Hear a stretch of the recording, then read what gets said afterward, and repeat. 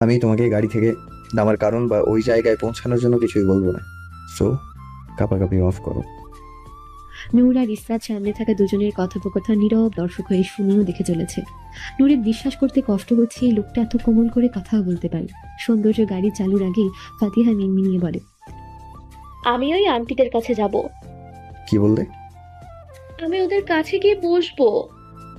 হাত দিয়ে নূরদের দিকে দেখিয়ে বলে ফাতিহা। সৌন্দর্য পিছনের দিকে তাকিয়ে মাথা নাড়িয়ে সম্মতি জানায়। সৌন্দর্য সম্মতি জানাতে দেরি, ফাতিহার সিটের উপর দিয়ে লাফালাফি করে ওদের কাছে যেতে দেরি হয়নি। আরে মাম, কি করছো এসব? ব্যথা পাবে তো। ফাতিহা ততক্ষণে দুজনের মাঝখানে জায়গা করে নিয়ে নূরের কাছে ঘেঁষে বসেও পড়েছে। সৌন্দর্য আর তেমন কিছু বলেনি। গাড়ি চালাতে চালাতে ওদের দুজনের বাড়ির ঠিকানা জানতে চায়। ইসরাত ঠিকানা বলে দেয়। ফাতিহা দুজনের সাথে গল্প জুড়ে দিয়েছে, ওদের নামও জেনে নিয়েছে। ইসরাত গল্প করার মাঝে মাঝে অন্যমনস্ক হয়ে পড়ে। তার বিশ্বাস হচ্ছে না সবকিছু। সৌন্দর্যের মেয়ে এটা কিছুতেই মানতে পারছে না। দেখে তো মনে হয় অবিবাহিত, তার কিনা এত বড় একটা মেয়ে আছে। অবাক করা বিষয়। সারা রাস্তা তিনজন মিলে কথা বলতে বলতে যায়। যদিও বা নূরের গলা তেমন কানে আসেনি সৌন্দর্যের। ফাতিহার ইসরাতি জোরে জোরে কথা বলেছে। গাড়ির লুকিং গ্লাসে তিনজনের হাস্যজ্জ্বল মুখ ভেসে ওঠে। সৌন্দর্য তার গাড়ি চালাতে চালাতে অবলোকন করে। গাড়ি ইসরাতকে নূরের আগে তাদের বাড়ির সামনে নামিয়ে দেয়। এদিক দিয়ে নূরদের বাড়ি ইসরাতের বাড়ির পরে, তাই নূর গাড়িতেই রয়ে যায়। নূরের বাড়ির সামনে এসে গাড়ি থামালে নূর নামতে নেবে, কিন্তু তার ওড়নায় টান পড়ায় পেছনে ঘুরে তাকায়। ফাতিহা নূরের ওড়না টেনে ধরে নূরের দিকে তাকিয়ে আছে। আমাকে তোমাদের বাড়িতে নিবে না? সৌন্দর্য ফাতিহাকে বলে। মাম, কি বলছো? নূর মুচকি হেসে বলে। তুমি যাবে আমার বাড়ি? ফাতিহা মুচকি হেসে সম্মতি দেয়, সে যাবে নূরের বাড়ি। আচ্ছা তাহলে আসো। না, আমি তো ফান করেছি, যাব না। কেন? আসো। আরেকদিন আসবো। Good bye. বলি আবার সামনের সিটে চলে আসে। নূর সৌন্দর্যের দিকে তাকিয়ে বাড়ির ভিতর হাঁটা দেয়। সৌন্দর্য মিনিট দুয়েক পর গাড়ি নিয়ে চলে যায়। এর মধ্যে যে যার কাজে ব্যস্ত হয়ে পড়ে। সময়ের ধারা তার নিজ গতিতে বয়ে চলে। নূরদের এইচএসসি পরীক্ষা শেষ হয়ে রেজাল্টও দিয়ে দেয়। গত 2 বছরের মধ্যে সবচেয়ে ভালো রেজাল্ট করেছে নূর। পুরো বোর্ডে নূর প্রথম। নূর তার আশানুরূপ রেজাল্ট পেয়েছে। ইসরাতও ভালো করেছে। নূরের মতো না হলেও ইসরাতও ভালো ছাত্রী। ভর্তি পরীক্ষা দিয়ে নূর আর ইসরাত একই ভার্সিটিতে চান্স পায়। এর মধ্যে ওদের সাথে আরো কয়েকজন চান্স পেয়েছে। নূর আর ইসরাত খুব খুশি। জীবনেও ভাবেনি একসাথে থাকতে পারবে, একই ভার্সিটিতে চান্স পাবে। ভার্সিটি লাইফ দুজনেরই ভালো চলেছে, তবে কিছু সমস্যাও আছে। সেটা দুজনেই এড়িয়ে চলার চেষ্টা করে। এর মধ্যে ইসরাত তালহাকে জ্বালাতে ভুলে না। নূরের অবশ্য দেখা হয় মাঝে মাঝে তালহার সাথে। সৌন্দর্যের সাথে আর কারোরই দেখা হয়নি। সৌন্দর্যকে দুজনেই প্রায় ভুলেই বসেছে, ব্যস্তময় জীবন পার করছে। পড়াশোনা নিয়ে চলে যাচ্ছে দিন। এর মধ্যে 2 দিন পর এক্সামও শুরু হয়ে যায়। সবে যে কোন দিক দিয়ে যায় বুঝতেও পারে না। অনার্সের জীবনে ইসরাতের কত অভিযোগ। তার যে তালহাকে ছাড়া মন বসছে না সেটা বলে না। সব দোষ তার অনার্সের পড়া নিয়ে। সব কাজ শেষ করে নূর বাড়িতে এসে মনোযোগ সহকারে পড়াশোনা করতে থাকে। পড়াশোনাই একমাত্র তার ধ্যান জ্ঞান। বিকেলবেলা জানালার ধারে বসে পড়ছিল নূর। এর মধ্যে নূরের মা হাতে করে একটা শাড়ি নিয়ে এসে তাড়াতাড়ি তৈরি হতে বলে। নূরের ফুফাতো বোনকে বলে শাড়ি পরিয়ে দিতে। যত তাড়াতাড়ি এসেছেন তত তাড়াতাড়ি আবার চলেও গেলেন। নূরকে কিছু বলার সুযোগও দেয়নি। নূর বোনকে জিজ্ঞেস করেও কোনো উত্তর পায়নি। সব তার মাথার উপর দিয়ে যাচ্ছে। আপু তাকে সুন্দর করে শাড়ি পরিয়ে হালকা সাজিয়ে চলে যায়। নূর বসে বসে ভাবছে হচ্ছেটা কি। 2 দিন পর তার এক্সাম, আর এরা কি শুরু করেছে। কিছু সময়ের মাঝে নূরের বাবা আসে রুমে। এসে মেয়ের পাশে বসে মাথায় হাত রেখে বলে, আম্মা, বাবার প্রতি বিশ্বাস আছে না? নূর মাথা নাড়ে। বাবা, যা করেছি তোমার ভালোর জন্যই করেছি। বাবারা মেয়েদের কখনো জলে ভাসিয়ে দেয় না। আমি ভেবে চিন্তেই সব করি, তুমি তো জানো। শুধু একটু ভরসা রেখো।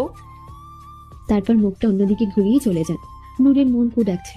অজানা ভয়ে হৃৎপিণ্ড ধপাস ধপাস করে শব্দ তুলছে। কিছু সময়ের মাঝে নূরের মা আর দুজন মহিলা এসে নিয়ে যায় নূরকে। নূর রোবটের মতো চলতে থাকে। আসল ঝটকা তো খায় তখন যখন কাজী কবুল বলতে পারে। বাবার দিকে ছলে ছলে দৃষ্টিতে তাকায় একটা। কিছু বলার ভাষা হারিয়ে ফেলেছে নূর। হাই, এই কি ছিল তার জীবনে? সব আশা, স্বপ্ন, ভরসা সব এক নিমেষে শেষ হয়ে গেল। ওই দিক দিয়ে কাজী বারবার নূরকে কবুল বলতে বলছে, সেই দিকে তার খেয়াল কই। সে তো বাবার দিকে তাকিয়ে জীবনের হিসেব মেলাচ্ছে। নূরের বাবা করুণ চোখে তাকায়। বাবার তাকানো দেখে নূর মুখ দিয়ে কবুল বলা ব্যতীত একটা টু শব্দও বের করেনি। না জেনে না দেখে অজানা সম্পর্কে জড়িয়ে গেল। সব স্বপ্ন, সব আশা বিসর্জন দিল।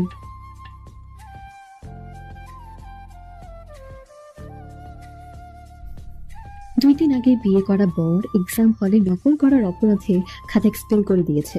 পৃথিবীর ইতিহাসে এরকম দৃশ্য মনে হয় খুবই কমই ঘটেছে, অথবা আদৌ ঘটেছে কিনা সন্দেহ আছে। কিছু সময়ের জন্য সবকিছু যেন থমকে গেছে।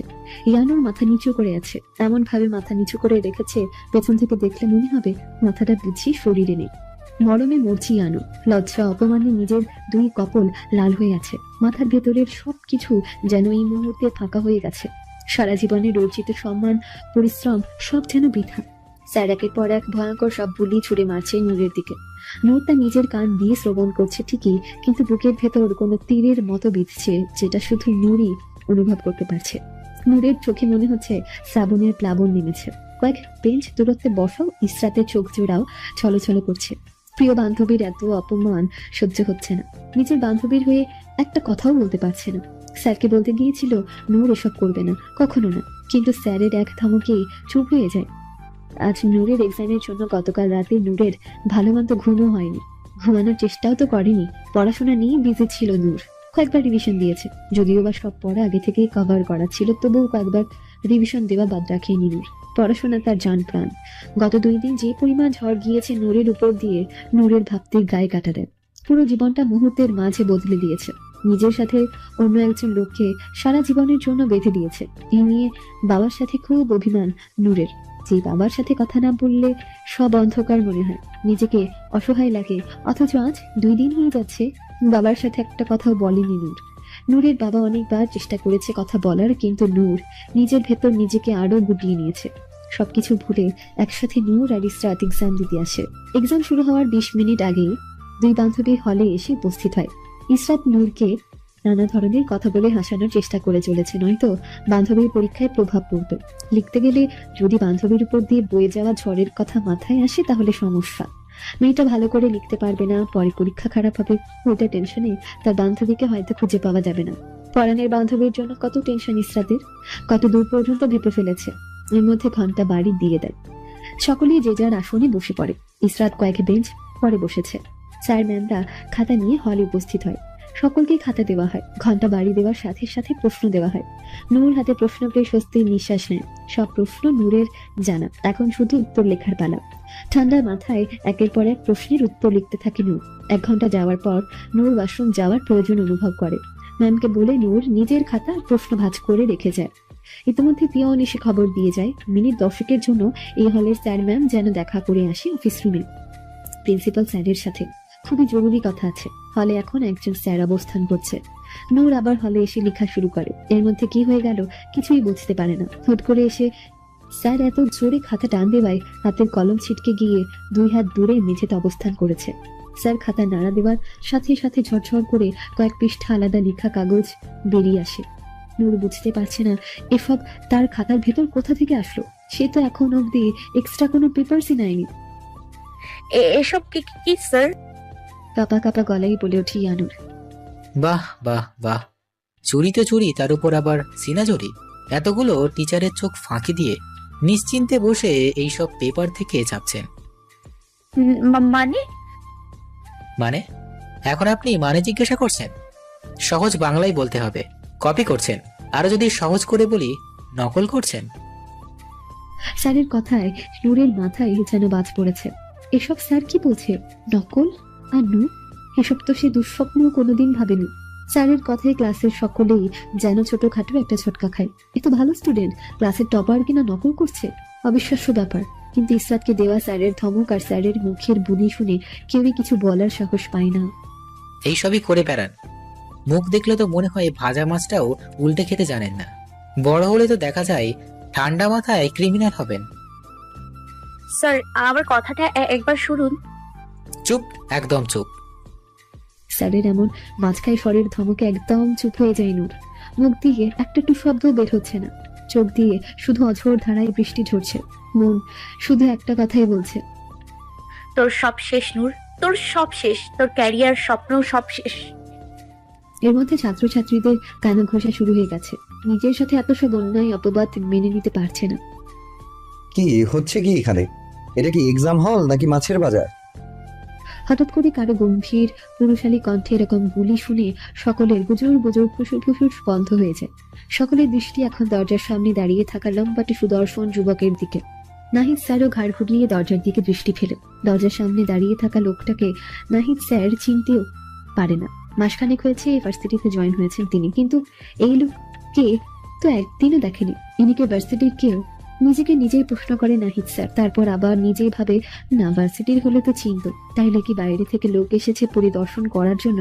নাহিদ স্যারের ভাবনার মাঝে আবার সেই ঝাঁঝালো কণ্ঠের বুলি কানে এসে প্রতিধ্বনিত হয়। I asked you something. আপনি থাকতেও এক্সাম হলে এত নয়েজ কিসের? এর মধ্যে এক্সাম হলের অন্য টিচাররাও এসে দাঁড়ায়। সব টিচারদের মনে একই প্রশ্ন। নাহিদ স্যার বুঝতে পারলো হয়তো কোনো টিচার আর নয়তো ভার্সিটির অনেক পাওয়ারফুল কেউ হবে লোকটা। অন্যথা একজন টিচারের সাথে এতটা দাপটের সাথে কিছুতেই কথা বলতে পারতো না। মনে মনে নিজেকে বলে ওঠে, সাব্বাস বেটা, এবার তুই সকলের কাছে প্রিয় হয়ে উঠবি। এই মেয়েটা নকল করছে স্যার, আমি তাকে প্রমাণ সহ হাতে নাতে ধরেছি। নাহিদ স্যারের কথায় দরজায় দাঁড়িয়ে থাকা ব্যক্তিটা হুঙ্কার ছেড়ে বলে ওঠে। হোয়াট? বলেই ধপাধপ কদমে ক্লাসের ভেতর এসে দাঁড়ায়। অন্যান্য স্যার ম্যামও এসে দাঁড়ায়। নকল করার এত বড় দুঃসাহস কে দেখিয়েছে? আপনি অফিসে ইনফর্ম না করে এখন এখানে দাঁড়িয়ে আছেন কেন? আমি এখনই ইনফর্ম করতাম স্যার। ওয়েট স্যার, আমি এখনই করছি।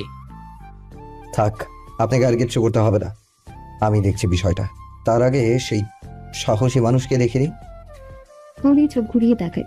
কিছু কি থমকালো? কি যেন কিছু সময়ও যেন অতিবাহিত হলো না। কয়েক সেকেন্ডের মাঝে চোখ ঘুরিয়ে নাহিদ স্যারের দিকে দৃষ্টি দেয়। বেঞ্চে দাঁড়িয়ে থাকা মেয়েটাকে দেখে স্যার ম্যামদের চোখও যেন বিশ্বাস করতে পারছে না। নাহিদ স্যার খুব গর্বের সাথে বলে চলেছে, এই সেই নকলবাজ মেয়ে স্যার, আমি হাতে নাতে ধরেছি।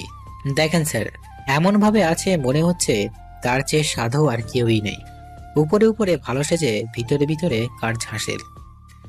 নূর এখনো মাথা নিচু করে দাঁড়িয়ে আছে, চোখ মুখ লাল হয়ে একাকার, চোখের পানিতে সব ভিজে যাচ্ছে।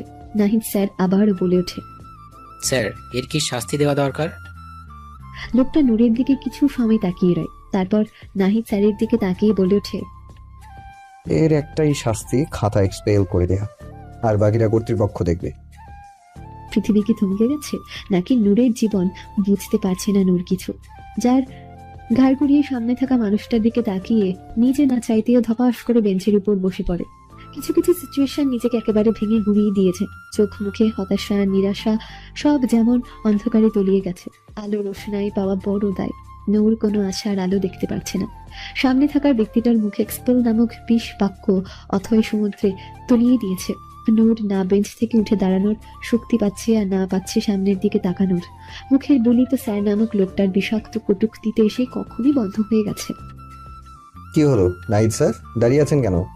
খাতাটা আমাকে দিন, আর কপির পেপারগুলো। আবার আবার সে ঝাঁঝালো কণ্ঠস্বর। নূর নিজের চোখ ছোড়া বন্ধ করে নেয়, মনে মনে ঠিক করে নেয় আর সে বাড়ি যাবে না। কোন মুখে সে বাড়ি যাবে? এর মধ্যে একজন ম্যাম প্রিন্সিপালের কাছে ফোন করে দেয়। তারপর সৌন্দর্যকে বলে। সৌন্দর্য একবার ম্যামের দিকে তাকিয়ে আবার খাতা দেখায় মন দেয়। এর মধ্যে ফোন নিয়ে কি কি যেন করে। অন্যান্য ছাত্রছাত্রীদের তাদের এক্সামে মন দিতে বলে। কিছু সময় নিয়ে ফোন দেখে একটু পর ফোনটা পকেটে রেখে দেয়। ম্যামের দিকে তাকিয়ে বলে, ম্যাম, আই থিঙ্ক খাতাটা এক্সপেল করে দেওয়া উচিত। সাথে আমাদের নকল ধরা স্যারকে তার বুদ্ধিমত্তার জন্য পুরস্কৃত করা উচিত। আর এই যে নকলবাজ মেয়েটাকেও শাস্তি দেওয়া উচিত। পড়াশোনা করো কিসের জন্য? নূরকে উদ্দেশ্য করে বলে ওঠে সৌন্দর্য, অথচ নূরের এখনো কোনো কথার প্রতি কোনো হুঁশ নেই। নাহিদ স্যার কিভাবে টিচার হলেন বলুন তো? সৌন্দর্যের কথায় নাহিদ স্যার ভ্রু কুচকে তাকায়। মানে স্যার। আপনি মানে বুঝতে পারছেন না? নাহিদ স্যার মাথা নেড়ে না জানায়। সৌন্দর্যের কথায় উনি কিছুই বুঝতে পারছে না। এখানে উনার টিচার হওয়া নিয়ে কেন প্রশ্ন উঠছে? কোনো কিছু যাচাই বাছাই না করেই আপনি একজনের বিরুদ্ধে অ্যালিগেশন দিয়ে দিলেন। শব্দ প্রমাণ সহ স্যার, আমি তাকে নকল সহ হাতে নাতে ধরেছি। তার খাতার ভিতর থেকে আমি নিজে পেপারটা বের করেছি। নাহিদ সাহেব, লোকটার হাতে রক্তমাখা ছুরি, সামনে একজন ছুরির আঘাতপ্রাপ্ত লোক। তার মানে এই না যে ছুরি ধরে রাখা লোকটাই আঘাতপ্রাপ্ত লোকটাকে ছুরি দিয়ে আঘাত করেছে। হতে পারে লোকটাকে বাঁচানোর জন্য পেট থেকে ছুরিটা বের করেছে। এখন আপনি ভেতরের সত্যতা না জেনে উপরের টুকু দিয়ে বিচার করলে তো হবে না। আপনার জন্য একজন ব্রাইট স্টুডেন্টের লাইফ নষ্ট হয়ে যাচ্ছিল। আপনি আমাদের ভার্সিটির সবচেয়ে মেধাবী শিক্ষার্থীর উপর নকল করার অভিযোগ তুলেছেন, তাও সত্যতা যাচাই না করে। মানে স্যার, নকল তো ওই কর। Shut up, just shut your mouth, C this. বলে সৌন্দর্য পকেট থেকে ফোন বের করে নাহিদ স্যারের দিকে ছুঁড়ে মারে। নাহিদ স্যার ফোনটা ক্যাচ করে নেয়। সৌন্দর্যের দিকে তাকাতে চোখের ইশারায় ফোন দেখতে বলে। নাহিদ স্যার ফোনে দৃষ্টি দেন। কিছুক্ষণ ফোনের দিকে তাকিয়ে নাহিদ স্যার স্তব্ধ হয়ে রয়। না চাইতে হাতটা কেমন যেন কেঁপে ওঠে, ভাবনায় পড়ে যায়। এর মধ্যে সৌন্দর্য ফোন টান দেওয়াই যেন হুঁশ আসে। আপনি এত ফুলমনা কেন নাহিদ স্যার? অথরিটি কি করে আপনাকে রেখেছে বুঝলাম না। সামান্যতম বেসিক নলেজও দেখি কাজ করে না আপনার উপর। ক্লাসরুমে যে টিচাররা ছাড়াও সিসিটিভি আছে সেটা আপনি ভুলে গেছেন। সাথে যে এই মহৎ কাজটা করেছে সেও এতটা চতুরতার সাথে কাজ করলো, অথচ এটা মাথায় থাকলো না যে ক্লাসে ক্যামেরা লাগানো আছে। সৌন্দর্যের কথায় আরো একজনের বুক ছ্যাদ করে ওঠে। নাহিদ স্যার, আপনি নিশ্চয়ই কম কথা শোনেননি। এর মধ্যে ইসরাত মাঝখান থেকে বলে ওঠে। অনেক কথা শুনিয়েছে স্যার, সাথে ক্রিমিনালও বলেছে। নূর কয়েকবার বলতে চেয়েছে ও এমন করেনি, কিন্তু স্যার তো শুনলই না। You shut up. এক্সাম দেওয়ায় মন দাও। তোমাকে কেউ কিছু বলতে বলেনি। সৌন্দর্যের ধমকে ইসরাত আর কিছু বলেনি, চুপ হয়ে যায়।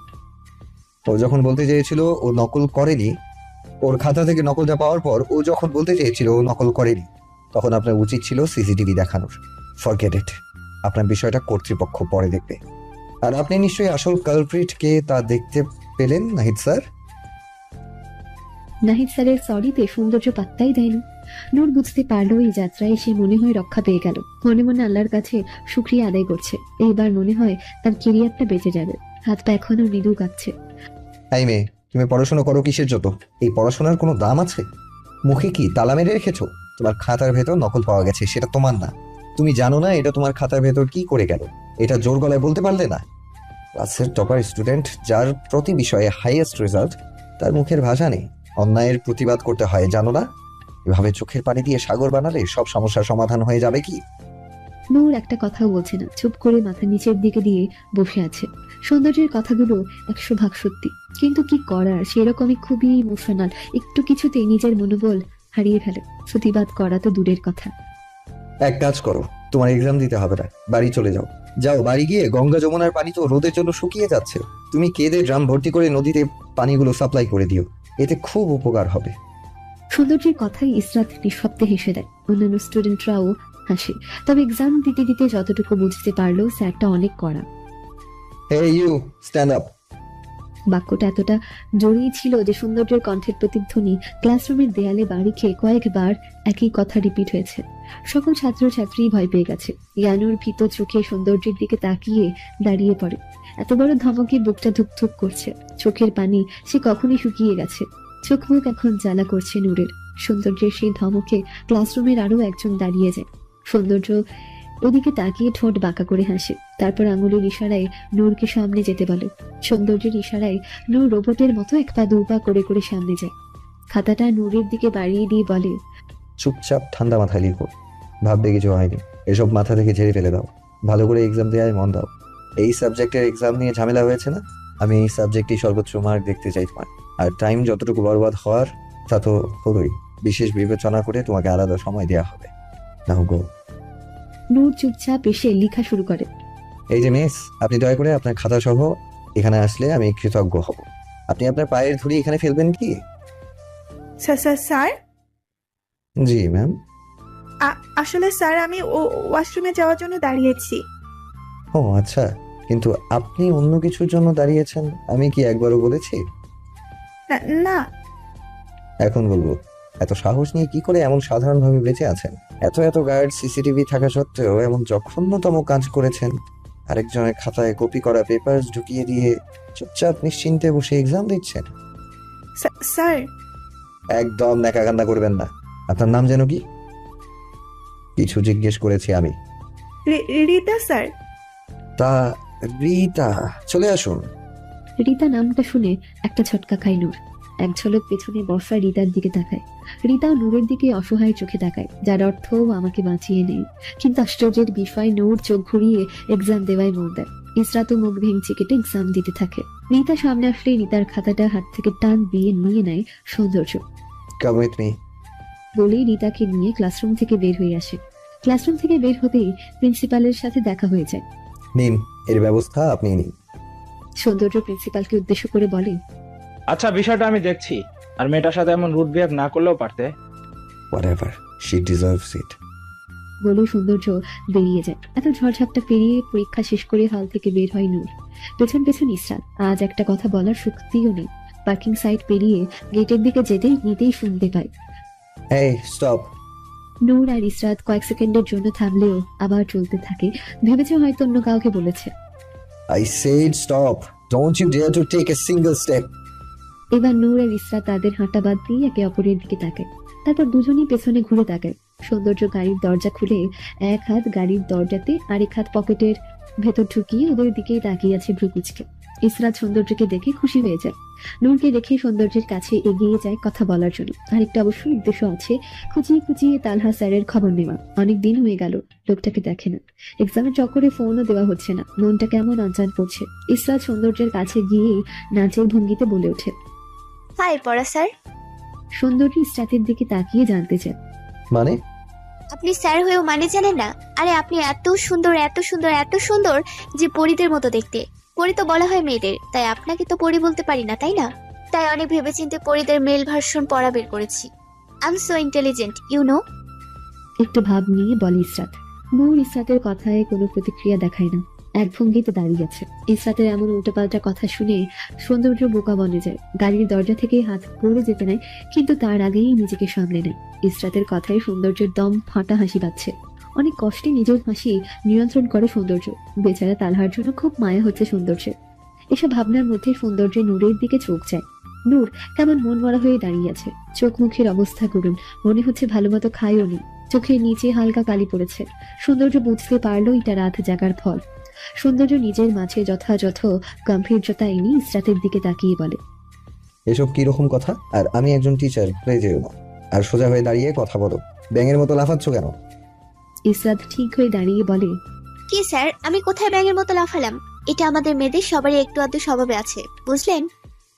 তারপর নূরের দিকে এক পলক তাকিয়ে বলে, অবশ্য ওই যে আমার পিছনে একটা রোবট দাঁড়িয়ে আছে, সে বাদে। এর মধ্যে নূরের গলা শুনতে পায়, ইশরাত বাড়ি কি যাবি না? আমার ভালো লাগছে না, চল তাড়াতাড়ি বাড়ি যাই। আর নয়তো তোর দরকার হলে তুই থাক, আমি একাই চলে যাই। এই নূর, তুই কি বলছিস? একা বাড়ি যাবি কেন? আমি এখনই আসছি, দুজন একসাথে বাড়িতে যাব। চল চল। বলে ইসরাত নূরের দিকে এগিয়ে যায়। কিন্তু স্যার। কিছু বলতে নিয়েও থেমে যায় ইসরাত। নূরের দিকে তাকিয়ে মনে মনে বলে, ভালোই হয়েছে, স্যারকে মানা করে লাভ নেই। নূরকে নিয়ে এখন গাড়ি করে গেলেই বরং বেশি ভালো হবে। ঠিক আছে স্যার, অনেক ধন্যবাদ। এই নূর চল, আমাদের আর কষ্ট করে গাড়ির জন্য অপেক্ষা করে দাঁড়িয়ে থাকতে হবে না। নূরকে কিছু বলতে না দিয়ে নূরের হাত ধরে নিয়ে যেতে থাকে। আই থিঙ্ক তুমি মনে হয় ভালো করে শুনতে পাওনি ইসরাত। আমি বলেছি তুমি গাড়িতে গিয়ে বসো, ড্রাইভার তোমাকে বাড়ি পৌঁছে দেবে। তোমাদের না। ইসরাত ঘাড় ঘুরিয়ে বলে, এসব আপনি কি বলছেন? আমি একা যাব মানে? নূরের কি হবে? তাহলে আমিও যাব না। নূরকে একা রেখে আপনি ভাবলেন কি করে আমি যাব? সৌন্দর্য এবার ইসরাতের কথাই দাঁতে দাঁত চেপে বলে, তোমার নূরের চিন্তা তোমাকে করতে হবে না। আর ও কোনো বাচ্চা মেয়ে না যে ছেলে ধরা এসে নিয়ে যাবে।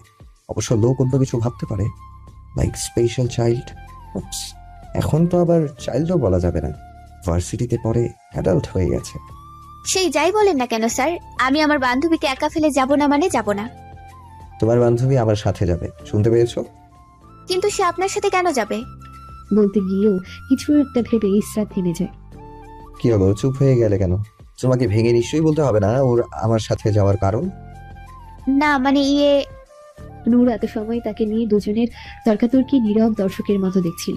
তাকে নিয়ে এত কিছু, অথচ তার কিচ্ছুতে কেউ পাত্তা দিচ্ছে না। তারা তার মতামত জানার চেষ্টা করছে। এদের চক্করে নূরের আর আজ বাড়ি যাওয়া হবে না। তাই এখান থেকে মানে কেটে পড়লেই ভালো হবে বলে নূরের মনে হলো। আস্তে ধীরে ইসরাতের হাত থেকে নিজের হাত সরিয়ে ফেলে। ইসরাত কথার তালে বুঝতেও পারে না। নূর পেছন দিক দিয়ে দৌড় দিতে নেবে, এর মধ্যে নিজের হাত কারো হাতের শক্ত বাঁধনের অস্তিত্ব টের পায়। বাহ, ম্যাডামের মাথায় পালানোর বুদ্ধিও আছে, জানতাম না। Good, very good. কিন্তু এই টেকনিক আমার সাথে না, অন্য কোথাও কাজে লাগাবেন।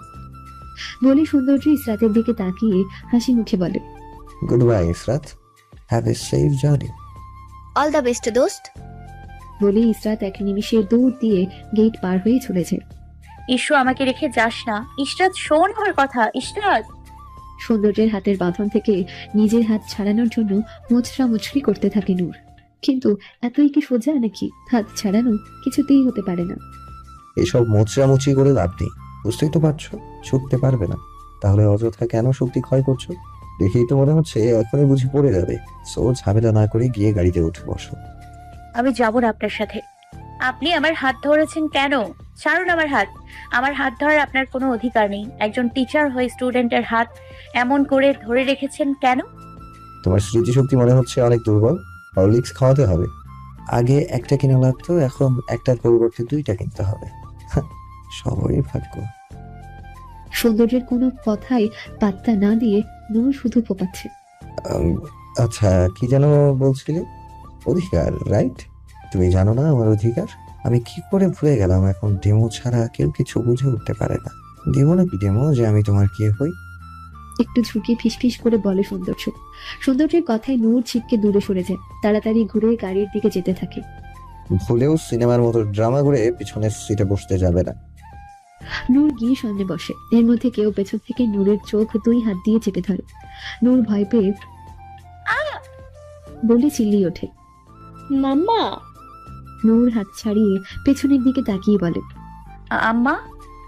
হ্যাঁ, বিয়ে করার সাথে সাথে রেডিমেড বাচ্চাও পেয়েছো। হাওলা কি আর। বলে সৌন্দর্য গাড়ি চালানো শুরু করে।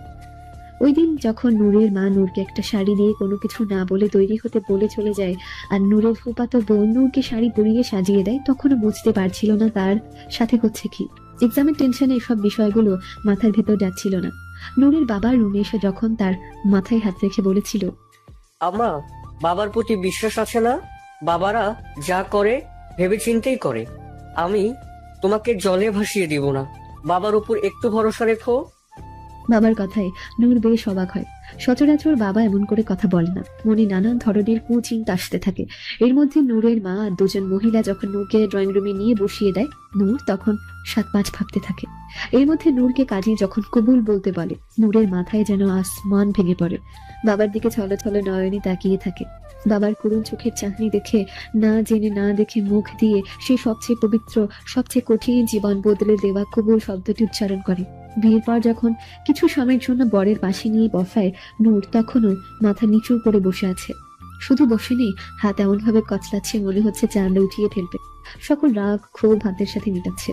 কোনো দিকে তাকানোর বা কথা বলার প্রয়োজন মনে করছে না। নীরব থাকা মানুষগুলোর প্রতি তাদের কাছের মানুষরাই সবচেয়ে কঠিন ও কষ্টকর বোঝাগুলো চাপিয়ে দেয়। নিজের বাবার উপর সবচেয়ে বেশি বিশ্বাস ও ভরসা ছিল, আর সে কিনা এত বড় একটা সিদ্ধান্ত একা নিয়ে জীবনের মোড়টাই ঘুরিয়ে দিল। একবার বলার বা জানানোর প্রয়োজন মনে করলো না। এতই বোঝা হয়ে গেছে নূর। না খাওয়াতে পড়াতে পারলে বলে দিলেই হতো, এমন করে শাস্তি দেওয়ার কি আছে? মনে মনে আরো নানান ধরনের কথা ভাবছিল, আর হাতের উপর সব রাগ ঢালছিল নূর।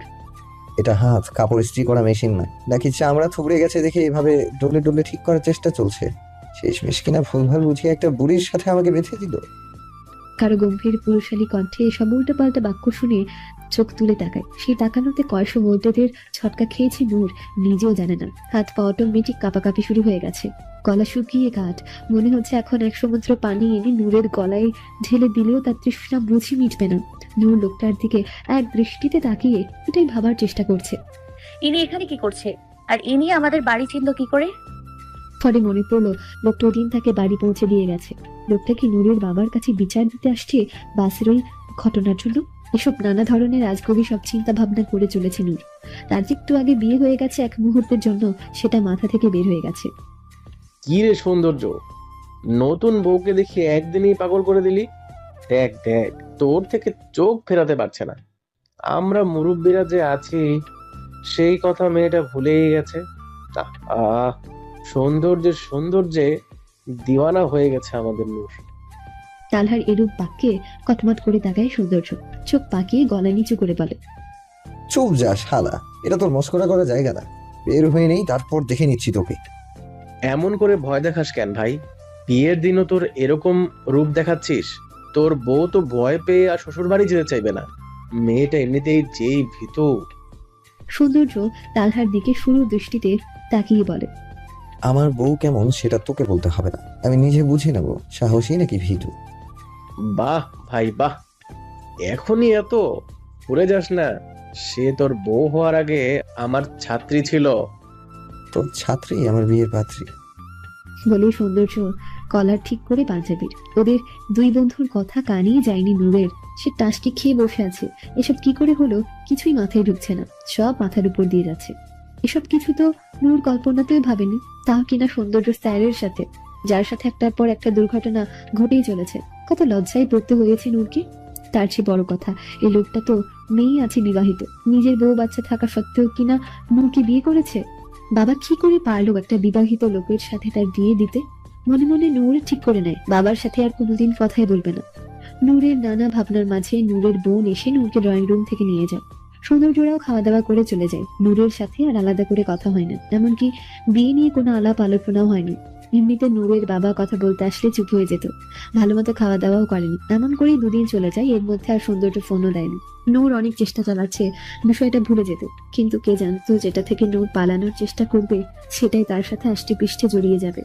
ফাতিহা পেছন সিট থেকে এসে নূরের কোলে বসেছে। সৌন্দর্য গাড়ি চালাতে চালাতে নূরের দিকে একবার, ফাতিহার দিকে একবার দেখছে। নূর বাইরের দিকে দৃষ্টি দিলেও ফাতিহা এক দৃষ্টিতে নূরের দিকে তাকিয়ে আছে। কে জানে কি দেখছে মেয়েটা, নাকি কিছু খোঁজার চেষ্টা করছে। নূর মনে মনে ভাবছে এই বাচ্চা মেয়েটা কি করে নিজের মাকে ভুলে আরেকজনকে এত সহজেই মাম্মা বলে মেনে নিল। অবশ্য ওর কোনো দোষ নেই, ওর মাথায় যা ঢোকানো হয়েছে তাই তো বলবো। মাম, তুমি আমার কোলে এসে পড়ো। বেচারি দেখো ওটা শুকিয়ে একটুখানি হয়ে গেছে, কষ্ট হচ্ছে মনে হচ্ছে, এখনই বুঝে কেঁদে দেবে। সৌন্দর্য নূরের মুখের দিকে তাকিয়ে বলে। ফাতিহা সৌন্দর্যের কথায় নূরের দিকে তাকিয়ে বলে, মাম্মা আমি তোমার কোলে উঠাই, তুমি কষ্ট পাচ্ছ? আমি কি বেশি মোটা? এই কথাটা বলতে বলতে ফাতিহার চোখ দুটো পানিতে টুইটুম্বর করে ওঠে। নূরের কেন জানি ফাতিহার এমন চাহনি দেখে খুব মায়া হলো। ফাতিহাকে নিজের সাথে জড়িয়ে কপালে চুমু খেয়ে বলে, একদম না, আমার একটুও কষ্ট হচ্ছে না, আমার আরো ভালো লাগছে। সৌন্দর্য মনে মনে বলে, এখানে তাকে এনেছি একজনের মন ভালো করার জন্য। সে এসে নিজেই গঙ্গা যমুনা ভাসানোর প্রস্তুতি নিচ্ছে, সবগুলো ইমোশনাল ফুল। ফাতিহা আর নূর সৌন্দর্যকে পাত্তা না দিয়ে নানান ধরনের গল্প করা শুরু করে দেয়। অবশ্য বেশি বকবক ফাতিহাই করেছে, নূর শুধু তার উত্তর দিচ্ছে। এর মধ্যে নূর কিছু একটা বলতে গিয়ে ফাতিহাকে ডাক দেয়। তিহা শোনো। নূরের তিহা ডাকে সৌন্দর্য আর ফাতিহার মাথায় যেন বাজ পড়ে। সৌন্দর্য হুট করে গাড়ি ব্রেক করে। হুট করে হওয়াতে নূর সামলাতে না পেরে ফাতিহাকে নিয়ে হেলে পড়ে। কপালে আঘাত পাওয়ার কথা থাকলেও সৌন্দর্য হাত বাড়িয়ে নূরের কপালের সামনে রাখায় ব্যথা পাওয়া থেকে বেঁচে যায়। নূর সৌন্দর্যের দিকে তাকায়। সৌন্দর্য নূরের দিকে এক পলক তাকিয়ে আবার গাড়ি চালাতে থাকে আর বলে, নেক্সট টাইম ফাতিহা মামকে তিহা বলবে না। আই নো ভালোবেসে বলছো, বাট কিছু কিছু জিনিস একজনের কাছে ভালোবাসার হলেও আরেকজনের কাছে কষ্টের কারণ। আই থিঙ্ক বুঝতে পেরেছো। নূর চুপ করে শুধু তাকিয়েছিল, বুঝলো না তিহা ডাকের সাথে কষ্টের কি সম্পর্ক। নূর আর বেশি ঘাটায়নি আর না প্রশ্ন করার প্রয়োজন মনে করে। এর মধ্যে একটা দোকানের সামনে সৌন্দর্য গাড়ি থামিয়ে রাখে। গাড়ি থেকে নামার সময় ফাতিহা জিজ্ঞেস করে, কোথায় যাচ্ছ? এখনই আসছি মাম। বলে সৌন্দর্য বড় বড় হাঁটা দিয়ে চলে যায়। কিছু সময়ের মধ্যে ফিরেও আসে, হাতে অনেকগুলো প্যাকেট। গাড়ির ভেতর ঢুকিয়ে সবগুলো প্যাকেট নূরের হাতে ধরিয়ে দেয়। নূর কিছু গাড়ির পেছনে রাখে আর কিছু ফাতিহার জন্য নেয়। যে প্যাকেটটা নেয় এর মধ্যে হরলিক্সও দেখতে পায়। ফাতিহা দেখে খুশি হয়ে যায়, কারণ তার অনেক পছন্দ। নূরের হাত থেকে নিজে নিয়ে নেয়। প্যাকেটে দুটো হরলিক্স ছিল, একটা ফাতিহা নিল, তাই নূর আরেকটা গাড়ির পেছনে রাখে, পরে খাবে। ফাতিহা এটা ভাবে, কিন্তু নূরের আর হরলিক্স খাওয়া হয় না। সৌন্দর্যের কথায় আহাম্মক হয়ে যায়। ওটা রাখছো কেন? ওটা তোমার জন্য। স্মৃতিশক্তি যা দুর্বল, ফাতিহার সাথে সাথে তুমিও খাও, ওটা তোমার। নূর হরলিক্সের কৌটা নিয়ে চোখ বড় সড়ো করে তাকিয়ে আছে, কারণ ওটা বাচ্চাদের হরলিক্স। লোকটা কিনা সত্যি সত্যি তার জন্য হরলিক্স কিনেছে, তাও আবার বাচ্চাদের গুলো। নূর হরলিক্সের কৌটাটা গাড়ির সামনে রেখে চুপচাপ বাইরে তাকিয়ে বসে আছে। ভেতরে ভেতরে রাগে ফুসছে। সুন্দর একের পর এক অপমান করে যাচ্ছে। একটা মানুষকে এত অপমান করা কি ঠিক?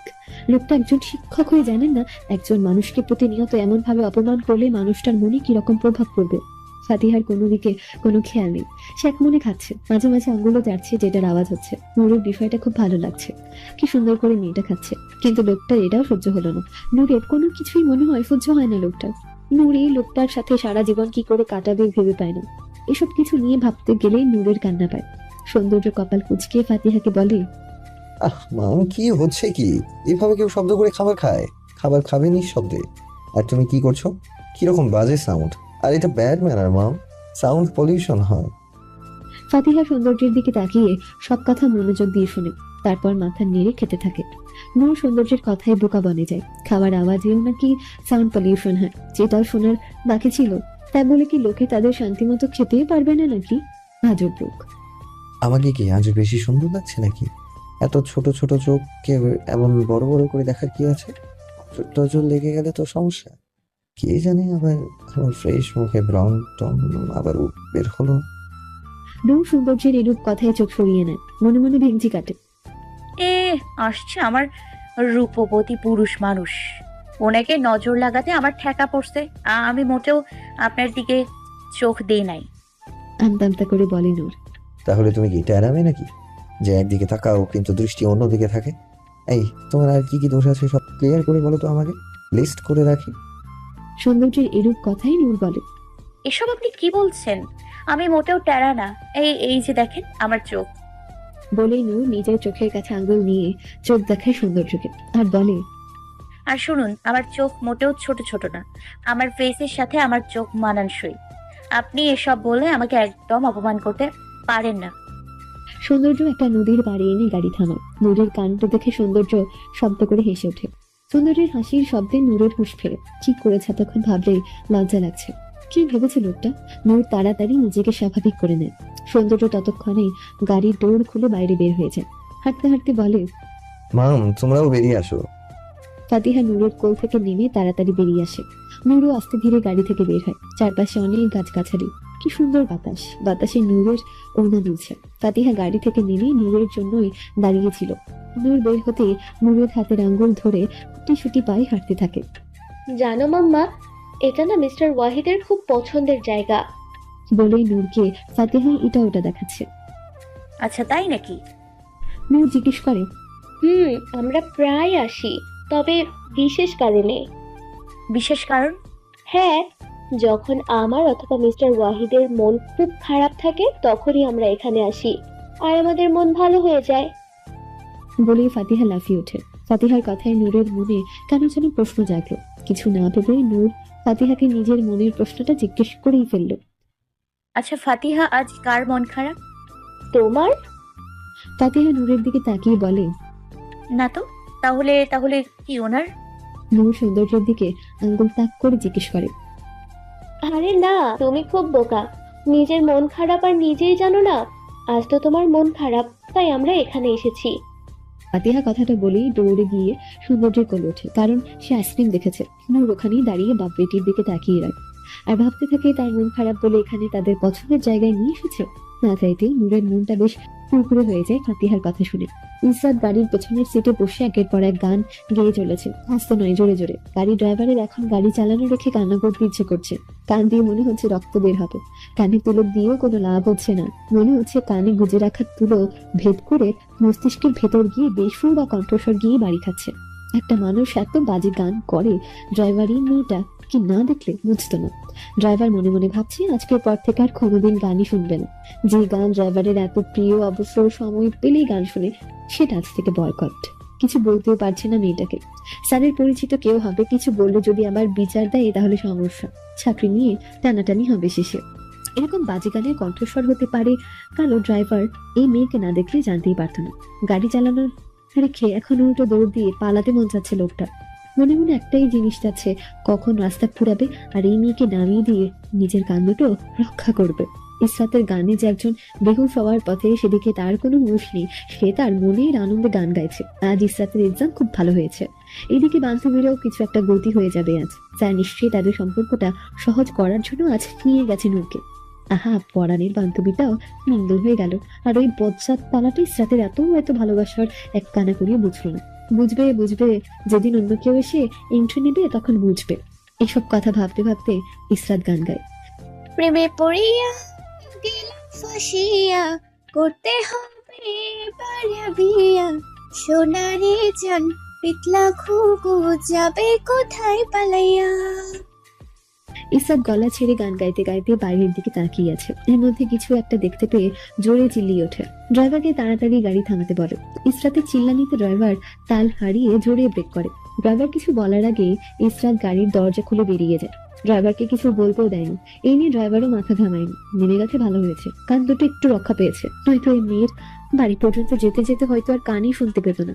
ড্রাইভারের খুশিতে এক বালতি পানি ঢেলে দিয়ে ইসরাত দৌড়ে এসে বলে দিয়ে যায় গাড়ি নিয়ে যেন এখানেই থাকে। একটু পর ইসরাত আসছে। যেমন দৌড় ইসরাত এসেছে, আবার তেমন ভাবে দৌড়িয়ে চলে যায়। ড্রাইভার ইসরাতের যাওয়ার দিকে তাকিয়ে কানে হাত দিয়ে বসে থাকে। ইসরাত গাড়ি থেকে তালহাকে দেখতে পায়। শুধু তালহাকে না, সাথে একটা মেয়েও আছে। দুইজন রাস্তার পাশে দাঁড়িয়ে হেসে হেসে কথা বলছে। একজন দাঁত কেলিয়ে হাসছে, আর সেই হাসিতে মুগ্ধ হওয়ার কথা থাকলেও আরেকজনের কলিজায় গিয়ে বাঁধছে।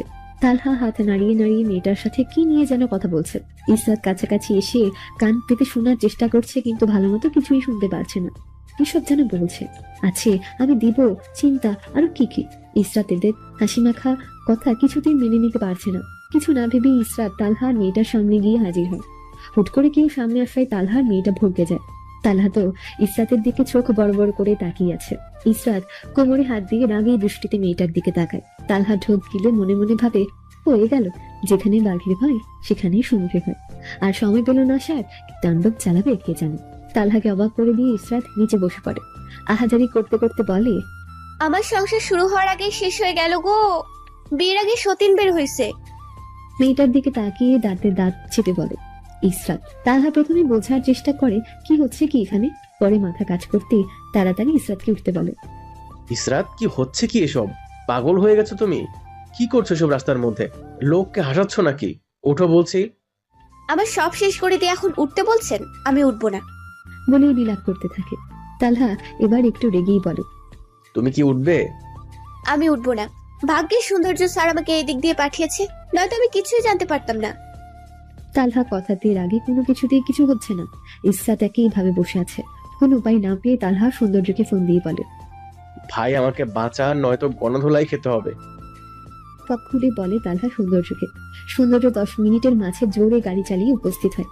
গাড়ি থেকে নেমে দেখে ইসরাত গালে হাত দিয়ে চুপচাপ বসে আছে, একটা কথাও বলছে না। সৌন্দর্যের সাথে সাথে নূরও নেমে আছে। সৌন্দর্য এইসব দৃশ্য দেখে বিড়বিড় করে বলে, একটা বলদ আর একটা তার ছিঁড়া। যেটা তখন তালহা চিল্লাচিল্লি রাগারাগি অনুরোধ করেও পারেনি, সেটা সৌন্দর্য আসার সাথে সাথে হয়ে গেছে। সৌন্দর্যকে না কিছু বলতে হয়েছে আর না কিছু করতে হয়েছে। সৌন্দর্য আসার সাথে সাথে কাজ হয়ে গেছে। সৌন্দর্য আর নূরকে দেখে ইসরাত বর্ষা থেকে উঠে দাঁড়িয়ে গেছে। পেছনে জামার মধ্যে লেগে থাকা ধুলো ঝাড়তে ঝাড়তে হাত কেলিয়ে নূরের কাছে এসে দাঁড়ায়। আরে নূর, তোরা না ঘুরতে গেলি? এত তাড়াতাড়ি ঘোরাঘুরি শেষ তোদের? ইসরাত নূরকে জিজ্ঞেস করে। নূর ইসরাতের কথায় আহাম্মক সাজে। গাড়ি থেকে নেমে এক ঝলক দেখেছে ইসরাতের কাণ্ড। এই মেয়ে চোখের পলকে কি করে এমন পল্টে নিতে পারে নূরের জানা নেই। তালহা হা করে ইসরাতের দিকে তাকিয়ে আছে। এটা মেয়ে নাকি অন্য কিছু, এটাই মনে মনে ভাবছে তালহা। সৌন্দর্য তালহার কাছে এগিয়ে আসে, তালহার চোখের সামনে হাতে নাড়ায়। এতে তালহার হুঁশ ফেরে। ওর রে, এটা মেয়ে নাকি অন্য কিছু? মানে তোর কি কোনো সন্দেহ আছে? দিন দিন তোর এমন অধপতন হচ্ছে। একটা মেয়ের ওপর তুই আঙুল তুলছিস, এটা মেয়ে কিনা? এটা যদি ইসরাত শুনে, ভাবতে পারছিস তোর কি হাল হবে? আমি আবার এটা কখন বললাম? কানে কি ইদানিং বেশি শুনছিস নাকি সৌন্দর্য? আমতামতা করে বলে তালহা। সৌন্দর্য ভ্রুকুচকে বলে, তুই বলিসনি তাই না? না মানে আসলে ইয়ে বলেছি তো, কিন্তু মনে মনে। তুই কি করে জানলি? Top secret. বলে সৌন্দর্য চোখ টিপ দেয়। আরে রাখ তোর টপ সিক্রেট। এই মেয়ে কে তা তো আমি দেখেই নিব। এখন দূর থেকে দেখ আর চোখ সংযত রাখ, বিয়ের পর পুরোপুরি দেখে নিস। তানহা সৌন্দর্যের কথাই বলে। ছ্যাঃ, একদম উল্টাপাল্টা কথা বলবি না। এই মেয়েকে আমি জীবনেও বিয়ে করব না। আমাকে কি পাগলা কুত্তা কামড় দিয়েছে নাকি? ছাত্রী হয়ে জীবন নাশ। ওরে বাপরে, বিয়ে করলে শুধু কপালে জুটবে বাঁশ আর বাঁশ। তালহার এরকম ছন্দ শুনে সৌন্দর্য বলে, বাহ ভাই, শিক্ষকতা ছেড়ে কবির পেশা বেছে নিতেও পারিস, খুব নাম কামাবি। আরে রাখ তোর নাম কামানো, এখন এটা বল, এই মেয়েকে এত বলার পরেও আমি এখান থেকে উঠাতে পারিনি, কিন্তু দেখ তুই আসার সাথে সাথে উঠে গেছে। অদ্ভুত ব্যাপার স্যাপার, আমাকে বুঝি টিচার হিসেবে মানাই না। তোকে তো বর হিসেবে মানতে চাই, টিচার হিসেবে না দোস্ত। তালহার সৌন্দর্যের কথায় কিছু বলে না, চুপ হয়ে যায়। এ ব্যাটা আজ ভুল করার জন্য হাত ধুয়ে পড়েছে, বুঝতে পেরেছে, তাই চুপ করে থাকাই বেটার। এদিকে ইসরাত সব ভুলে নূরকে খোঁজাচ্ছে, কি হয়েছে, কোথায় গিয়েছিল, সৌন্দর্য কিছু বলেছে বা করেছে কিনা। নূর ইসরাতের এরূপ প্রশ্ন শুনে ইসরাতের দিকে রাগী দৃষ্টিতে তাকায়। আমরা কি করেছি বা আমাদের মাঝে কি হয়েছে সেসব বলতে আসিনি। তুই কি করছিস সেটা শুনে এসেছি। ইস্যু ইসরাত না জানার ভান করে বলে, আমি আমি আবার কখন কি করলাম? কই কিছু করিনি তো। সব করেছে এই তালহা স্যার আর সতীন। সতীন? কিসের সতীন? নূর জিজ্ঞেস করে। আরে দেখ, ওই যে ওই মেয়েটাকে দেখতে পাচ্ছিস না, ওইটা আমার সতীন। তোর বান্ধবীর কপাল পুড়লো বান্ধবী। বলে নেকি কান্না শুরু করে দেয় ইসরাত। এই এই একদম অভিনয় করবে না, অভিনয় অফ করো। ন্যাকামো করে কোথা থেকে এসে বলা নেই কওয়া নেই, হুট করে নিচে বসে ড্রামা শুরু করে দিয়েছে। তালহা এগিয়ে আসতে আসতে বলে, আমি ড্রামা করছি? এই মেয়েটা আপনার কে হয় বলেন? বলেন বলেন। যা ইচ্ছে হোক, তোমাকে বলবো কেন? আমাকে বলবেন না তো কাকে বলবেন? যাকে ইচ্ছে তাকে বলবো, তবুও তোমাকে বলবো না। ছাত্রী হয়ে টিচারের উপর হুকুমদারি কোথা থেকে আসছে? আমি এখন আপনার ছাত্রী নই। এক সময় ছিলে তো। এখন আপনি আমার এক্স স্যার হন, আর ভবিষ্যতে। বলে ইসরাত মুচকে হাসি দেয়। তালহা ভ্রুকুচকে জিজ্ঞেস করে, ভবিষ্যতে কি? ওই যে ওইটা পড়লে ওইটা হয়, ওইটা। কোনটা পড়লে কোনটা? তালহা পুরোই কনফিউজড। এদের সব কনভারসেশন সৌন্দর্যের আর ভালো লাগছে না, তাই দুজনকে ধমক দিয়ে চুপ করিয়ে দেয়। উফ, তোরা দুজন টিপ রেকর্ডার, চুপ করবি? নন স্টপ বেরিয়ে চলছিস, থামাথামি নাম নেই। তালহা সৌন্দর্যের দিকে তাকিয়ে বলে, আমাকে বলছিস কেন সৌন্দর্য? একে বল কোনো সম্মান নেই। টিচারদের সাথে কি করে কথা বলতে হয় জানে না। টিচার হচ্ছে বাপ সমতুল্য, অন্য কিছু ভাবাও তো পাপ। সৌন্দর্য কপাল চুলকাতে চুলকাতে বলে। এটা খুব বাড়াবাড়ি হয়ে যাচ্ছে না? ইসরাত মাঝখান দিয়ে বলে ওঠে, তাহলে সৌন্দর্য স্যার আর নূর কি অন্য গ্রহ থেকে এসেছে? তালহার মুখ এক নিমেষে বন্ধ হয়ে গেছে ইসরাতের মুখের এরূপ কথা শুনে। চুপ, আর একটা কথাও বলবি না, একদম চুপ। সৌন্দর্যের ধমকে দুজনই চুপ হয়ে যায়। ইসরাত তালহার দিকে তাকিয়ে মুখ ভিঞ্চি দিতে ভোলে না। এবার আমাকে খুলে বল, এই মেয়েটা কে? ও রিনি আমার স্টুডেন্ট। কিছু নোটের সমস্যা হয়েছিল আর আমাকে ফোনে পাচ্ছে না বলে, তাই এখন দেখা হওয়ায় বলছিল। রাগে দৃষ্টিতে ইসরাতের দিকে তাকিয়ে বলে তালহা। রিনি এর মাঝে বলে, সরি স্যার, আমি বুঝতে পারিনি এই সামান্য বিষয়টা নিয়ে এত বড় ঝামেলা হয়ে যাবে। এমন কিছু হবে জানলে আমি কলেজেই সব সাবধান করে নিতাম। ইটস ওকে রিমি, তুমি এখন যাও, বাকিটুকু কাল কলেজে বুঝিয়ে দিব। ঠিক আছে স্যার। আবারও সরি বলে রিনি চলে যায়। ইসরাত তার ভুল বুঝতে পারে, না বুঝে শুধু শুধু ঝামেলা করে ফেলেছে। এজন্য সবকিছু বিচার বিবেচনা করে করতে হয়। ইসরাতেরও কি করা, তালহাকে সেই কবে থেকে ভালোবাসে, লোকটা বুঝেও বুঝে না। ইসরাত ঠোঁট উল্টে বলে, আমিও সরি। তালহা বলে, লাগবে না আমার কারো সরি। নূর এত সময় নীরব দর্শক ছিল, এবার নীরবতা ভেঙে বলে, আচ্ছা এসব ছাড়ুন না, চলুন আমরা সবাই মিলে কোথাও একটা বসি। নূরের কথায় সকলে সম্মতি জানে। একসাথে 5 জন ঘুরে দুপুরের খাবারও খায়। ঘোরাঘুরি শেষে সৌন্দর্য গাড়ি করে প্রথমে তালহা, পরে ইসরাতকে নামিয়ে দিয়ে আসে তাদের বাড়ির সামনে। গাড়িতে এখন শুধু ফাতিহা, নূর আর সৌন্দর্য। গাড়ি পুরোই নীরব। নূর এমনিতেই কম কথা বলে, সৌন্দর্যও চুপচাপ। ফাতিহা ইসরাতের সাথে মিলে অনেক কথা বলেছে, দুষ্টুমিও করেছে, তাই এখন চুপচাপ বসে আছে নূরের কোলে। সৌন্দর্য গাড়ি চালিয়ে নূরদের বাড়ির সামনে এনে রাখে। নূরের হুঁশিনি তার বাড়ির সামনে এনে গাড়ি দাঁড় করিয়েছে। সৌন্দর্যের কথাই বুঝতে পারে এসে গেছে। তা ম্যাডাম গাড়িতেই থাকবেন নাকি আমাদের বাড়িতে যাওয়ার চিন্তা ভাবনা করছেন? কোনটা? এটা করে থাকলে আশা বাদ দিন, আপনাকে আমাদের বাড়িতে নেওয়া হচ্ছে না। আমি মোটেও আপনাদের বাড়িতে যাওয়ার কথা ভাবিনি, আর না ইচ্ছে আছে যাওয়ার। বলে নূর ফাতিহাকে আদরে করে গাড়ি থেকে নেমে যায়। ফাতিহা নূরকে বলে, মাম্মা যেও না, থেকে যাও আমাদের সাথে, আমাদের বাড়িতে চলো। না মা, আজ না, আমার তো এক্সাম আছে, পড়তে হবে। আজ যাও, আবার আমরা দেখা করব, ঠিক আছে? ফাতিহা ছলো ছলো চোখে সৌন্দর্যের দিকে তাকিয়ে বলে, মিস্টার ওয়াহিদ, মাম্মা আমাদের সাথে যাবে না? না মাম, যেদিন তোমার আম্মা নিজের জন্য লড়তে পারবে, নিজের ভালো বুঝতে পারবে, ওই দিনই নিয়ে যাব। তাহলে আমি থেকে যাই মাম্মার সাথে? একদম না, কাল তোমার স্কুল আছে, সো মাম্মাকে বাই দাও। ফাতিহা আর কিছু বলে না। নূর ফাতিহার কপালে চুমু দিয়ে চলে যেতে ঘুরে বাড়ির দিকে হাঁটা ধরে। এর মধ্যে কানে আসে, কি খেয়ে বড় হয়েছে কে জানে, ভদ্রতার খাতিরেও যে বলতে হয় বাসায় আসেন সেটাও জানে না, যে শ্বশুর বাড়িতেও যেতে পারে না। নূর নিজের ভুল বুঝতে পারে পেছনে ফিরে বাড়ি আসার কথা বলতে নিলে তার আগে সৌন্দর্য গাড়ি নিয়ে হাওয়া অদ্ভুত লোক, সব সময় একটা না একটা ভুল ধরবেই। বলেই নূর চলে যায়। পরের দিন নূর আর ইসরা যথাসময়ে এক্সাম দিতে আসে।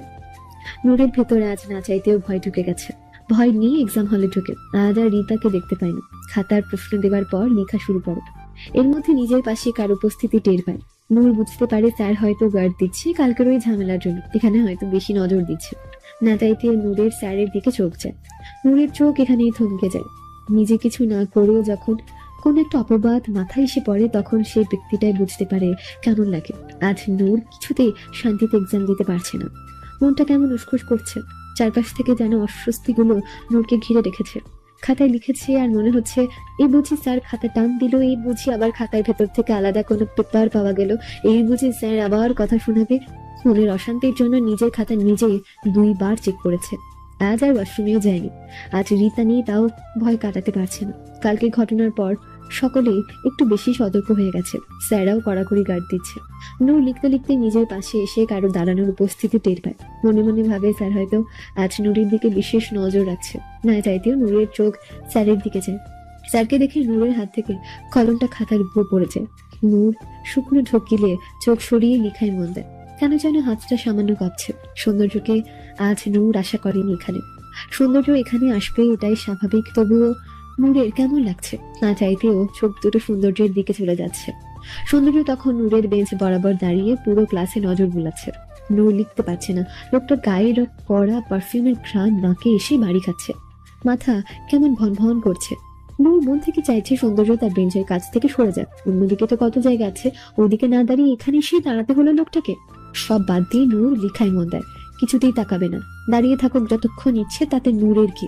সবকিছু থেকে মনোযোগ সরিয়ে নূর লিখতে থাকে। কয়েক মিনিট পর সৌন্দর্যের বাঁচখায় সরে কিছুটা কেঁপে ওঠে। হে ইউ, তোমার সাহস কি করে হলো পিছনে ঘাড় ঘুরানো? একটা স্টুডেন্টকে বলে সৌন্দর্য। সৌন্দর্যের ধমকে ছেলেটা কেঁপে ওঠে। এমনিতেই ছেলেটা একটু ভীতু টাইপের। ছেলেটা সৌন্দর্যের দিকে কাঁদো কাঁদো দৃষ্টিতে তাকায়। Answer me. স্যার আসলে আমার কোশ্চেন পেপারটা বাতাসে উড়ে পেছনে চলে গেছে। ছেলেটার কথায় সৌন্দর্য পিছিয়ে আসে। চেক করে দেখে সত্যিই পেছনের ছেলের পায়ের কাছে পড়ে আছে প্রশ্নটা। সৌন্দর্য ওই ছেলেটাকে উঠাতে বলে। ছেলেটা তুলে সৌন্দর্যের কাছে যায়। সৌন্দর্য হাতে নিয়ে ভালো করে চেক করে কোনো লেখা আছে কিনা। সত্যি উড়ে এসেছে নাকি তুমি পেছনে দিয়েছো? না না স্যার, বিশ্বাস করুন, একদমই না। ছেলেটা মনে হয় একদমই কেঁদেই দেবে এমন ভাব।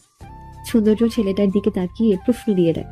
নেক্সট টাইম সবকিছু যেন সামনে রাখে বলে সামনে টিচারের কাছে গিয়ে কথা বলতে থাকে। নূর খাতায় লিখতে লিখতে আর চোখে সৌন্দর্যের দিকে তাকায়। লোকটা গম্ভীর মুখে হাত নাড়িয়ে নাড়িয়ে কি যেন বলছে নিচু গলায়। কিছু সময় পর সৌন্দর্য হল থেকে চলে যায়। যেতে যেতে নূরের দিকে এক পলক তাকাতে ভুলে না। নূর সব ভুলে এক্সাম দেওয়ায় মন দেয়। বিকেলে দুজন টিউশনি থেকে বাড়ি যাচ্ছে। ইসরাতের খুব খিদে লেগেছে, বলতে গেলে রেস্টুরেন্টে গিয়ে খাওয়ার শখ জেগেছে মনে। কিন্তু নূর ম্যাডাম কিছুতেই যাবে না। বেচারি ইসরাত বলতে বলতে নিজের গলা শুকিয়ে ফেলেছে। নূর কিছুতেই রাজি হচ্ছে না। প্লিজ বোন চল, এই চল না বার্গার খেতে, খুব মন চাইছে ইয়ার। দেখ আমার পেট বার্গারের নাম শুনেই আন্দোলন শুরু করে দিয়েছে খাওয়ার জন্য। দেখ কেমন ডাকছে। বলে ইসরাত নূরের হাত দিয়ে নিজের পেটে রাখে। নূর ইসরাতের পেট থেকে হাত সরাতে সরাতে বলে, এটা বার্গারের নাম শুনে নয়, তোর এমনিতেই খিদে লেগেছে আর তুই নাম দিচ্ছিস বার্গারের। চল দোস্ত, প্লিজ প্লিজ প্লিজ। নূর আর কি করবে, রাজি না হয়ে পারলো না। এমনিটা সব চাইনিজ খাওয়ার জন্য এত পাগল। অগত্যা রাজি হয়ে যেতে হলো। আচ্ছা ঠিক আছে চল। সত্যি বলে ইসরাত লাফিয়ে ওঠে। না আমি গেলাম বলে নূর হাঁটা ধরে। এই না না দোস্ত চল, তোকে এত এত থ্যাঙ্কস। বলে নূরের গালে টুক করে চুমু বসায়। নূর ইশরাত বলে চিল্লিয়ে ওঠে। তার এসব একদম পছন্দ না। শরীর কেমন গুলিয়ে আসে। ইসরাত নিজেকে সামলে বলে, সরি দোস্ত, এক্সাইটেডে ভুলে গেছি। তারপর মনে মনে বলে, আমি দেয় তোমার অ্যালার্জি না? যখন সৌন্দর্য স্যার দেবে তখন এমন করে দেখো তোমার কি অবস্থা করে। দুজন একটা রেস্টুরেন্টে ঢুকে ভেতরে নিরিবিলি একটা টেবিল খুঁজে বসে। ইসরাত দুজনের জন্য বার্গার অর্ডার করে। খাবার আসতে একটু সময় লাগবে। এর মধ্যে ইসরাতের একটা কল আসে, তার কাজিন নাকি এসেছে কি একটা দিতে। 5 মিনিটের জন্য বাইরে যেতে হবে। নূরকে বলে ইসরাত চলে যায়। নূর একা একা বসে আছে, কি করবে বুঝতে পারছে না। এখন ব্যাগ থেকে বই নিয়ে পড়তেও মন যাচ্ছে না। বসে বসে নখ খোঁজাচ্ছে। এর মধ্যে পরিচিত কণ্ঠস্বর শুনতে পায়। তবে সবসময়ের মতো রাগী গম্ভীর ঠাট্টার সুর না। হাস্যরত কণ্ঠের স্বর। নূর কর্নারে টেবিলের দিকে তাকিয়ে দেখে যা ভেবেছিল তাই। সৌন্দর্য বসে আছে কয়েকজন লোকের সাথে। সকালে সেই রূপ এখন আর নেই, পুরো ভিন্ন। পোশাক আশাক, মুখের এক্সপ্রেশন, কি সুন্দর করে হেসে হেসে কথা বলছে। ভার্সিটির স্টুডেন্টরা এখন এই সৌন্দর্যকে দেখলে নিশ্চয়ই অবাক হয়ে যেত। দিন আর রাতের তফাৎ জানোই। নূর কিছুতেই চোখ সরাতে পারছে না। এমন করে আগে কখনো সৌন্দর্যকে দেখা হয়নি, এমনকি কোনো ছেলেকে দেখা হয়নি। কি সুন্দর লোকটাকে দেখতে, যেমন চেহারা তেমন অ্যাটিটিউড। নীল রঙের শার্টে কি সুন্দর মানিয়েছে, সুন্দর শরীরে নীল রংটা ফুটে আছে। হাতাগুলো স্লিভ করা, হাতে লকগুলো ভাসমান। ছেলে মানুষের বুঝে এত সুন্দর হতে হয়? কই, নূর তো এত সুন্দর না। সৌন্দর্যের দিকে তাকিয়ে নূর নিজের হাতের দিকে তাকায়, নিজের চেহারায় হাত বুলায়। সৌন্দর্যের পাশে নিজেকে কেমন তুচ্ছ লাগছে। সৌন্দর্য নূরকে লক্ষ্য করেনি, নাকি করেছে কে জানে। হয়তো বুঝতেও পারছে না কেউ একজন খুঁটিয়ে খুঁটিয়ে তাকে দেখছে। নূরের সৌন্দর্যকে দেখে মনে মনে আওড়ায়। সৌন্দর্য এক অদ্ভুত অনুভূতি, চোখের মুগ্ধতায় উড়ে বেড়ানো নীল প্রজাপতি। নূরের ভাবনার মাঝে ইসরাত এসে বসে, কিন্তু নূরের কোনো সারা শব্দ নেই, একইভাবে তাকিয়ে আছে। নূরের তাকানো লক্ষ্য করে ইসরাতও তাকায়, কিন্তু কোথাও কিছু দেখতে পায় না। তবে এটার শুধু টেবিল পরিষ্কার করছে, ওইখানে এমন করে তাকিয়ে থাকার কি আছে ইসরাত বুঝলো না। নূরের সামনে তুড়ি বাজে। নূর ঘাবড়ে গিয়ে ইসরাতের দিকে তাকায়। কি দোস্ত, কি হয়েছে? আর ওইদিকে কি? কই কি হয়েছে? বলেই আবার ওদিকে তাকিয়ে দেখে কেউ নেই। আশ্চর্য, হুট করে হাওয়া হয়ে গেল নাকি? তারপর ইসরাতের কথা ভেবে নূর হাফ ছাড়ে। ভালো হয়েছে দেখেনি, দেখলে কি বিব্রত পরিস্থিতিতে পড়তে হতো। কিছু না, এমনি তাকিয়েছিলাম। ইসরাত তার কথা বাড়ায়নি। দুজন বার্গার আসলে খেয়ে বেরিয়ে পড়ে বাড়ির উদ্দেশ্যে। এর মধ্যে নূরের ফোনে মেসেজ আসে। নূর বেশি পাত্তা দেয়নি। রাতে সকল কাজ পড়াশোনা শেষ করে ঘুমানোর সময় ফোন হাতে নেয় নূর অ্যালার্ম সেট করার জন্য। তখন আননোন নাম্বার থেকে মেসেজ দেখে ক্লিক করে দেখার জন্য। কারো দিকে এমন করে তাকিয়ে থাকতে রে নজর লেগে যায়। আর আমার দিকে তো একদমই না, কারণ আমার একটা হামাগো বাবুও আছে। এক্সাম শেষ হওয়ার পর অবসর সময় কাটছে নূরের। অবসর বললে ভুল হবে, বইয়ের ভেতর মুখ বুঝিয়ে কাটিয়ে দেয় বেশিরভাগ সময়। মাঝে মাঝে ইচ্ছে হলে বিকেলের দিকে একটু ছাদে গিয়ে বসে, ছাদ বাগানে সময় কাটায়। যদিও বা নূর এই বাগান করেনি, করেছে নূরের বোন তুর। তার আবার বাগান করার শখ অনেক। মাঝে মাঝে ইসরাত এসে দেখা করে যায়। নূর বাবা মার সাথে এখনো ভালো করে কথা বলে না। 10টা জিজ্ঞেস করলে একটা উত্তর দেয়। বিশেষ করে বাবার উপর বেশি অভিমান হয়েছে। বাবা যতক্ষণ বাড়িতে থাকে নূর রুম থেকে বেরই হয় না। আজ শুক্রবার বাবার অফিস ছুটির দিন। নূর ঘুম থেকে সেই সকাল 6টায় উঠেছে। এখন বাজে 9:30। নূর এখনো রুম থেকে বের হয়নি। এত সকালে ঘুম থেকে উঠায় প্রচুর খিদে লেগেছে। বাড়িতে শুক্রবার দিন সকলে একসাথে সকালে নাস্তা করে 9:30-এ। তুর এসে একবার নাস্তার জন্য ডাক দিয়ে গেছে, কিন্তু নূর বলে দিয়েছে, তোরা খেয়ে নে, আমার খিদে লাগেনি, খিদে লাগলে খেয়ে নিব। তুর আরো কয়েকবার জোড়াজুড়ি করে নূরের সাথে না পেরে চলে যায়। নূর একটা উপন্যাসের বই নিয়ে বৃথা মনোযোগ দেওয়ার চেষ্টা করে, কিন্তু পেটে খিদে থাকলে কিছুই ভালো লাগে না। নূরেরও এখন পড়তে ইচ্ছে করছে না। এর মধ্যে আবার দরজায় টোকা পড়ে। নূর তুরের উপর বেশ বিরক্ত হয়। এই মেয়েটা কি কিছু বুঝে না নাকি? তোর একদম বিরক্ত করবি না বলে দিচ্ছি, আমার ভালো লাগছে না, খিদে লাগলে খেয়ে নিব। তোকে কয়বার বলতে হবে? অপর পাশ থেকে কিছু সময় নীরবতায় কেটে যায়, কোনো সারা শব্দ পাওয়া যায় না। নূর ভেবেছে হয়তো চলে গেছে, কিন্তু এর মাঝে কানে এসে লাগে কারো কণ্ঠস্বর। নূর, নূরের বাবার ডাক শুনে সোজা হয়ে বসে নূর, কিন্তু বাবার দিকে তাকায় না। নূর, বাবা ডাকছি, মা শুনতে পারছিস না? আম্মা, এই আম্মা। এরকম ডাকে কি চুপ থাকা যায়? অন্তত বাবার এরকম ডাক নূর কখনো উপেক্ষা করতে পারবে না, আর না কখনো করেছে। বাবার দিকে ছলো ছলো দৃষ্টিতে তাকায়। নূরের বাবা এসে নূরের পাশে বসে, মাথায় হাত রেখে বলে, খাবি চল আম্মা। নূর অন্যদিকে তাকিয়ে নিজের চোখের পানি লুকানোর চেষ্টা করে বলে, তোমরা খেয়ে ওঠো, আমার খিদে নেই। বাবার সাথে মিথ্যা কথা বলা শিখে গেছিস আম্মা? সেই সকালে ঘুম থেকে উঠেছিস আর বলছিস খিদে নেই? আমি কি জানি না সকালে ঘুম থেকে উঠলে যে তোর খিদা লাগে? নূর চুপ করে রয়, কোন উত্তর দেয় না। নূরের বাবা মেয়ের মুখের দিকে তাকিয়ে রয়। মুখটা কেমন শুকিয়ে গেছে, ঠিক মতো খাওয়া দাওয়া ঘুম কিছুই করছেন না, যে মেয়ে তা খুব ভালো করে জানে। নূরের বাবা নূরের মাথায় হাত রেখে বলে, বাবার উপর খুব অভিমান হয়েছে, তাই না রে আম্মা? আমার কিছু ভালো লাগছে না বাবা, প্লিজ। বাবার উপর সব সময়ের মতো একটু ভরসা রাখ না আম্মা। ভরসার ফল তুমি আমাকে দিয়েছো বাবা, আমি এখনো তোমাকে ভরসা করি, বিশ্বাস করি আর সব সময় করব। কিন্তু মনের ভেতর যে দাগ সৃষ্টি হয়েছে সেটা কিছুতেই বুঝতে পারছি না আমি। আমার মনে হচ্ছে আমার সব শেষ, সব আমার লাইফটা ধ্বংস হয়ে গেছে হুট করে একটা লোকের সাথে। কি করে কি বাবা? আমার ইচ্ছা অনিচ্ছার কি কিছু দাম আছে? সারা জীবন তুমি আমাদের স্বাধীনতা দিয়ে এসছো, যখন যা চেয়েছি সব পেয়েছি। তুমি কোনো অভাব রাখোনি, সব সময় পাশে ছিলে। কিন্তু জীবনের সবচেয়ে বড় জিনিসটা তুমি এভাবে দিয়ে দিলে আমাকে। তুমি একটা বদরাগী যে কিনা প্রতি সেকেন্ডে সেকেন্ডে পারলে আমাকে অপমান করে, নিচু করে। তার সাথে আর কেউ ছিল না পৃথিবীতে। সবচেয়ে বড় কথা, ফাতিহা লোকটা আগে থেকে নূর আর কিছু বলার আগে তার বাবার ফোনে কল আসে, গুরুত্বপূর্ণ কল হয়তো। নূরের বাবা তাড়াতাড়ি রুম থেকে বের হয়ে যায়। নূর বাবার দিকে ছলো ছলো চোখে তাকিয়ে রয়। রাগে অভিমানে হুঁশ হারিয়ে ফেলেছিল। এত সময় ধরে কি বলেছে কি করেছে নিজেও বুঝতে পারেনি। মাথায় এখন খেলে গেল এটা ঠিক হয়নি, একদম ঠিক হয়নি। যে বাবার সাথে জীবনে কোনোদিন গলা উঁচু করে কথা বলেনি সে বাবাকে আজ কতগুলো কথা বলেছে। বাবা নিশ্চয়ই অনেক কষ্ট পেয়েছে।